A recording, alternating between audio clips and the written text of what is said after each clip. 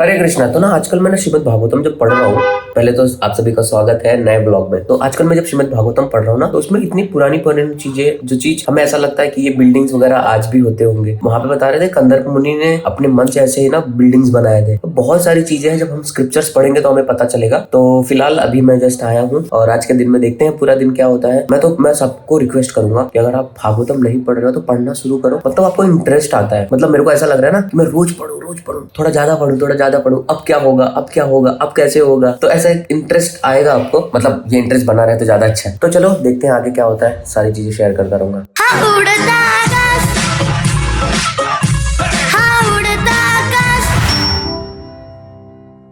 हरे कृष्णा। श्री वृंदावन धाम में आप सभी का स्वागत है नए ब्लॉग के थ्रू। तो अभी हम लोग जा रहे हैं मंदिर। अरे भाई आहा, मस्त ठंडा चिल्ड मौसम, हल्की हल्की धूप, दिशाएं, बच्चे आए स्कूल से, पिकनिक मनाए। सरदार एक मिनट जाओ अच्छा रुक जाओ। जो बोले सोनियाल सस्त्रियाकाल। क्या सुंदर लगता है देख के। मेरे देश की धरती सोना उगले उगले हीरे मोती, मेरे देश की धरती। और वृंदावन की धरती तो बहुत महंगी हो गई भाई, सोना नहीं हीरा उगल रही है। वृंदावन में आप सभी का स्वागत है दोस्तों। मंदिर आज एकदम खाली सा नजर आ रहा है क्योंकि क्या बन रहा है भाई। अच्छा ये भी टूट गया क्या? ये भी टूट गया भाई। सब टूटते जा रहा है, सब बनते जा रहा है, एकदम नया बन जाएगा लगता है। जय हो तुलसी महारानी की जय। हाँ कोई कार्यक्रम होगा, कुछ तो कार्यक्रम होगा, पर शाम या दोपहर का लग रहा है, अभी का तो पता नहीं। तो अभी हम जा रहे हैं श्रील प्रभुपाद के समाधि के पास। और मिल गया। अभी जस्ट हमने इच्छा किया था ना कुछ खाने को ऐसा। भाई अच्छा गिरा ना, पता लगा कोई जहर वेर कर दिया। जहाँ से गिरा ना पक्का, अभी तो देखा नहीं। वाह। और हम लोग इतने वो हो कि हमने बुला के दिया भी नहीं माता जी प्रसाद। और अभी आप मुंह झूठा हो गया, कैसे जाएंगे प्रभुपाद के पास? हाथ धो लेते पहले। मजा आ गया यार, मस्त हलवा था। माता जी जाके पता लगा बाद में ढूंढेंगे कि हलवा कहाँ गया। पहले हाथ धोएंगे फिर। और भाई तो अच्छा है, हाथ धो। No drinking water, only hand wash.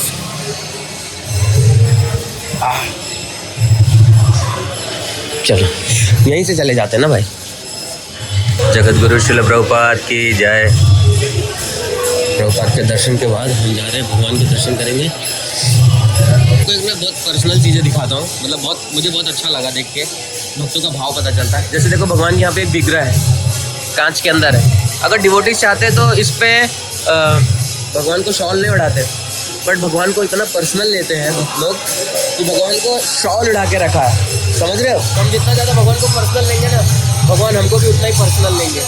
तो शाम को फ्री होते ही हम निकल गए यमुना की तरफ। यमुना महारानी के दर्शन करेंगे।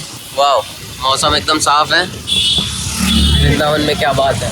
जय हो इमली। अरे इमली तला क्यों बोल रहा हूँ भाई, काली दह की जय। इमली तला क्यों है?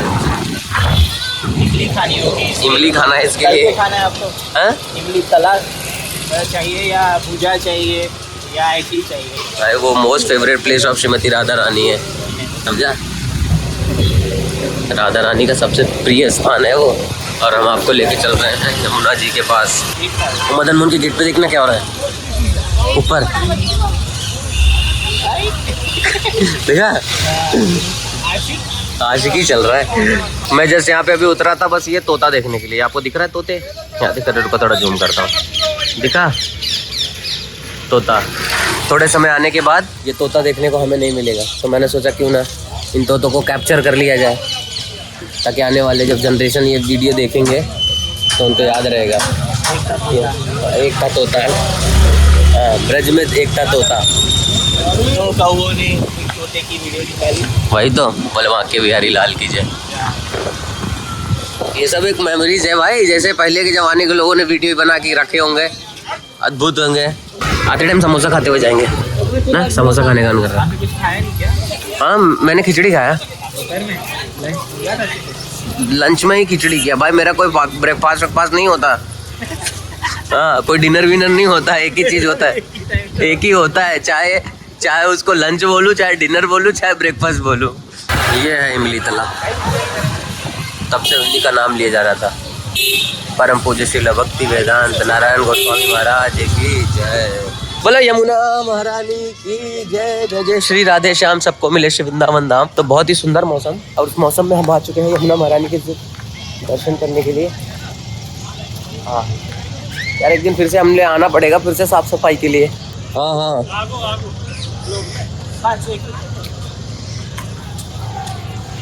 तो अभी हम लोग आए हैं यमुना महारानी के दर्शन करेंगे, और दर्शन करने के बाद हम चले जाएंगे। मस्त। एक चीज दिखाता रुको, यहाँ दिख रहा है क्या, साफ सुथरा सुंदर। तो हम यमुना महारानी के दर्शन कर रहे थे, तो हमें निशांत प्रभु ने एक नया जॉब शुरू किया फोटोग्राफी का। तो फोटो खिंचवा रहे हैं निशांत, नहीं सॉरी खींच रहे हैं। तो अगली बार जब आप वृंदावन आए तो निशांत प्रभु से फोटोग्राफी के लिए आप बोल सकते हैं। अच्छा फ़ोटो खींचते हैं निशांत प्रभु, ज़्यादा रेट नहीं है इनका। ये कितना लेता भाई तू फोटो का? सर जी 501। आपका भी ले लूँ क्या सर जी फोटो? 2 फोटो लूँगा 501 में, और आपको 250 रुपये का फोटो फ्रेम करके देगा क्या? फ्रेम नहीं, प्रेम करके दूंगा। अभी फिलहाल मंदिर पहुंचे। अभी हमने एक दुकान पे समोसा खाने के लिए खड़े हुए थे। जो समोसा 10 रुपये भी महंगा है, वो समोसा हमें 15 रुपये में मिल रहा था। तो मैं देख रहा हूँ कि भाई वृंदावन में ना इतनी तेज़ी से महंगाई बढ़ रही है कि साथ। अरे यार, बच्ची रो रही है, उसकी मम्मी ने उसको मारा, रो रही है। तो नॉर्मल व्यक्ति के लिए रहना ना, अब आप सोचो एक छोटा सा समोसा 15 रुपये का, जस्ट इमेजिन क्या महंगाई है। घर तो मिल नहीं रहा है, रूम रेंट पे पूछो। जगत गुरु श्रील प्रभुपाद की जय। भगवान को भी कितना काम रहता है ना बेचारे को। भगवान को मैं बोल रहा हूँ कितना मेहनत रहता है ना, सब फोटो खिंचाने आते रहते हैं, अटेंशन देना सबके लिए खड़े रहेगा फोटो खिंचाने, सबके लिए। मतलब इतना टाइम से खड़े। He is actually celebrity. तो मैं आप लोग को एक चीज़ बताना चाहता था कि लाइक मेरे पास ना एक फ़ोन था, तो मैं उस फ़ोन का सोचा क्या करूँ, बता दूँ सबको, बता दूँ कि कुर्ता भैया ने ना वो मोबाइल मुझे गिफ्ट कर दिया है। सोचो कितना बड़ा दिल है इनका। अरे किसका आता जी, इतना बड़ा दिल है, इन्होंने मुझे गिफ्ट कर दिया। 1 रुपया तक नहीं मांगा, और मैं भी बहुत अच्छा इंसान हूँ। 1 रुपया नहीं दूंगा। 1 रुपया नहीं दूंगा। और इन्होंने पूछा भी नहीं, बोला भी नहीं देने के लिए। तो बता तो कौन सा फ़ोन गिफ्ट किया है? 13 Pro Max, पूरा 512 GB। 512 टाइम लगेगा। पूरा बोल। और क्या सीरिया ब्लू ठीक है, वीडियो इतने पेंट करते हैं, अकाउंट में डाल देना भाई। भाई ऐसा थोड़ी ना होता है, बेइज्जती करा के बस कट। जैसे भी एडिट कर दोगे आप। नहीं नहीं नहीं भाई, इतने पैसे में। चलो भैया, हरे कृष्णा। तो अभी जस्ट मैं घर पे पहुंचा हूँ। तो आज ना राधानाथ महाराज का 73rd व्यास पूजा है। तो मैं महाराज जी के बारे में कुछ बोलना चाहूंगा। आज ही मैंने एक इंस्टाग्राम पे रील देख रहा था प्रभु जी का। तो प्रभु जी बता रहे थे कि एक माता जी थी, तो मतलब यूजुअली मराठी में लोग पति को अहो करके बुलाते हैं। तो वो जो हस्बैंड वाइफ थे, तो उनका इनिशिएशन होने वाला था राधानाथ महाराज से। तो उनकी वाइफ को था कि अभी से मैं प्रभु जी को प्रभु जी करके बुलाती हूँ, कि अहो करके बुलाऊंगी तो पता नहीं प्रभु जी सुनेंगे समझेंगे, मतलब समझ रहे हो कैसा कंफ्यूजन हो जाएगा। तो जब महाराज के पास इनिशिएशन के लिए प्रभु जी गए, जब महाराज ने बीट लिया और बीटो प्रभु जी को दिया, पता है महाराज ने उन्हें क्या नाम दिया? अहो बिलम दास। मतलब सोचो कितने, मतलब बोलते हैं ना कि जो महाराज होते हैं ना, जो हमारे गुरु होते हैं ना, हमारे हृदय के बात को जानते हैं। एंड राधानाथ महाराज की मैंने बुक पढ़ी है, अगर आपने अभी तक नहीं पढ़ी है तो आपको पढ़नी चाहिए, द जर्नी होम। आपकी लाइफ चेंज हो जाएगी। आपको पता चलेगा कि पुराना वृंदावन अगर आपको सुनना है ना, तो महाराज के उस बुक में पुराने वृंदावन के बारे में भी है। महाराज कैसे स्ट्रगल करके कैसे वृंदावन आया, कैसे श्रील प्रभुपाद से मिले। इतनी जबरदस्त बुक है, आपको पढ़ना ही चाहिए। तो आज है 73rd व्यास पूजा राधानाथ महाराज का। तो हम महाराज जी से प्रार्थना करेंगे हम सभी पे कृपा बनाए, क्योंकि अभी जस्ट मैंने महाराज को थोड़े दिन पहले ही मंदिर में देखा। एक होता है ना, जब आप सूर्य को देखते हो तो आपको सूर्य की चमक ही पता चलती है। तो महाराज को जब हम देखते हैं ना, तो महाराज को जो तेज आता है ना, पता चलता है कि एक प्योर साधु है, प्योर वैष्णव है। तो हम सभी महाराज से प्रार्थना करेंगे, और ज्यादा से ज्यादा मतलब 1 माला 2 माला जब करेंगे महाराज के हेल्थ के लिए, क्योंकि अब श्रील प्रभुपाद के बहुत कम डिसाइपल्स बचे हैं ना। तो हम सबका जिम्मेदारी बनता है कि भगवान से प्रार्थना करें कि उनका हेल्थ अच्छा रहे। हरे कृष्णा। तो बेसिकली हम लोग पढ़ रहे थे श्रीमद् भागवतम। तो मुझे ना बहुत सारे लोगों के मैसेजेस आए इंस्टाग्राम पे और ये डीएम में भी कि बहुत अच्छा लग रहा है कि आप लोग को ये जो श्रीमद् भागवतम है जो मैं पढ़ रहा हूँ और आप लोग सुन रहे हो, इससे मेरा भी अध्ययन हो रहा है और आपका भी श्रवण हो रहा है। तो बहुत सारे लोगों को बहुत अच्छा लग रहा है। तो आज ना मैं बताता हूँ कि जब कंदर्प मुनि ने, अब कंदर्प मुनि ना, जब माता देवहूति इतना डेडिकेटेड हो गई थी कि वो उतना सेवा में लग गई थी उनके अपने पति के कि उन्होंने अपने शरीर तक का भी ध्यान नहीं रखा। अब बाद में जब उनका ध्यान, जब कंदर्प मुनि का ध्यान जाता, उन्होंने इतनी सेवा की है मेरे लिए, मैं पढ़ के बताता हूँ। पत्नी से पति की ही श्रेणी में होना ही अपेक्षा की जाती है। उसे पति के सिद्धांतों का पालन करने के लिए तत्पर रहना चाहिए, तभी जीवन सुखी रह सकता है। यदि पति भक्त हुआ और पत्नी भौतिकतावादी तो घर में शांति नहीं रहती। मतलब अगर डिवोटी है पति और पत्नी डिवोटी नहीं है तो बड़ी डिफिकल्ट होगा।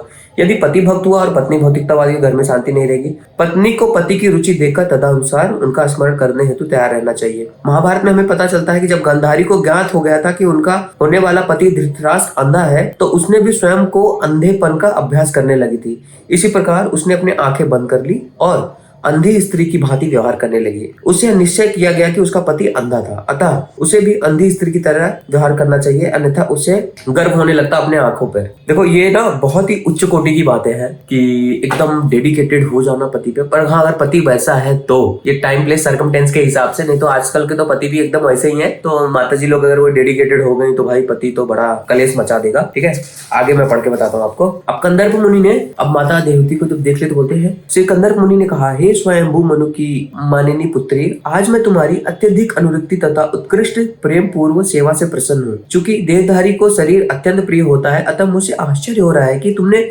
मेरी सेवा के लिए अपने शरीर को उपेक्षित कर रखा है। यहाँ पे बतलाया गया है कि सबको अपना शरीर अत्यंत प्रिय होता है, किंतु देवती अपने पति की प्रीति इतनी समर्पित थी कि वो केवल उनसे अनुरक्ति नहीं, सेवा तथा सम्मान के पति की सेवा कर रही थी, वरना उनसे अपने स्वाध्याय तक की चिंता न थी। इसी से उसे निस्वार्थ सेवा कहते हैं। मतलब उन्होंने अपने पति को इतना डेडिकेटेड हो गई थी। और फिर कंदर्प मुनि कहते हैं, श्री कंदर्प मुनि ने आगे कहा, मैं अपना धार्मिक जीवन तप, ध्यान तथा कृष्ण भक्ति में व्यतीत करते हुए श्री भगवान का आशीर्वाद प्राप्त किया है। यद्यपि तुम्हें भय तथा शोक से रहित इन उपलब्धियों का अभी तक अनुभव नहीं है, किंतु इन सभी को मैं तुम्हें प्रदान करूंगा क्योंकि तुम मेरी सेवा में लगी हुई हो। अब उन्हें देखो तो मैं तुम्हें दिव्य दृष्टि प्रदान कर रहा हूँ, जिससे तुम देख सकोगी कि वो कितने सुंदर है। जो माता देवती थी वो उतने ज्यादा डिवोटी नहीं थी, बट कंदर्प मुनि भगवान कृष्ण के बहुत बड़े भक्त थे। तो माता देवती अपने पति के सेवा में लगी थी, तो कंदर्प मुनि उन्हें आशीर्वाद देते हैं कि अब मैं मैं तुम्हें प्रदान करूंगा। यहाँ पे लिखा है कि मैं तुम्हें प्रदान कर रहा हूँ। हाँ, और उनको उतनी कृपा मिल गई भगवान की। अब कंदर्प मुनि आगे बोल रहे हैं, श्री भगवान की कृपा के अतिरिक्त अन्य भोगों से कौन सा लाभ है? सभी भौतिक उपलब्धियां भगवान विष्णु के भ्रुकुटी चालन से ही ध्वंस हो जाती हैं। तुमने अपने पति को समर्पित करके ये दिव्य भेंटें प्राप्त कर ली है और उनका भोग कर सकती हैं, जो कि राजमत तथा भौतिक संपत्ति से गर्वित मनुष्यों के लिए भी दुर्लभ है।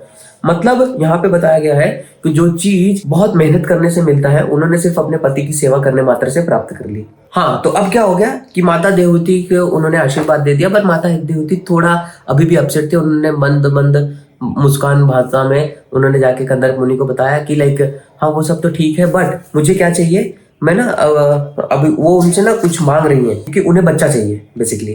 तो अब वो ना कंदर्प मुनि, क्योंकि कंदर्प मुनि के पास तो कुछ था नहीं, वो तो सिर्फ भगवान के भक्त थे, झोपड़ी में भक्ति करते थे। अब कंदर्प मुनि के पास इतनी विद्याएं थी जिससे वो सारी चीजें बना सकते हैं। तो कल हम देखेंगे कि कंदर्प मुनि के पास जो शक्तियां थी, उन शक्तियों से उन्होंने क्या क्या बनाया और किस तरीके से उन्होंने अपने जीवन को आगे बढ़ाया, और बहुत सारी चीजें हमें पता चलेगी। अगर अभी तक आपके घर पे भागवतम नहीं है तो आप आपके नजदीकी इस्कॉन मंदिर में जाओ, वहां से श्रीमद् भागवतम खरीदो। ज्यादा महंगा नहीं आएगा, समझ लो कि एक आपका एंड्रॉइड, मतलब मुझे लग रहा है कि 5-6 हजार रुपए तक में पूरा भागवतम का सेट आपको मिल जाएगा। रोज पढ़ो। अगर हस्बैंड वाइफ है, रोज बैठ के पढ़। पहले गांव में मैं देखता था, होता था कि लोग एक दूसरे के साथ बैठ के ना शाम को पूजा वूजा करते थे। अब तो शायद धीरे धीरे वो चलन चलते जा रहा है, बट अगर हमने रोज भागवतम पढ़ने का ऐसा शुरू कर दिया, देखो अगर आप ब्लॉग देख रहे हो तो आपको ब्लॉग में रोज 2-3 श्लोका तो मैं सुनाता ही रहूंगा, बट इससे ज्यादा जानने के लिए आपको ये बुक चाहिए, खुद पढ़ना पड़ेगा। ठीक है, तो कल हम देखेंगे कि किस प्रकार से कंदर्प मुनि ने अपना पूरा घर वगैरह डेकोरेट किया और घरों में कैसे कैसे क्या क्या थे। बड़ा मजा आने वाला है, मेरे को तो इतना मजा आ रहा है। मैं सच बताऊं, मैंने इतने पेज में आगे चल रहा हूँ, बट आप लोग को पढ़ने के लिए मैं यहाँ तक में हूँ। मतलब मुझे बड़ा मजा आ रहा है पढ़ने में सब। ठीक है, चलो हरे कृष्णा, कल मिलते हैं हम लोग। हरे कृष्णा।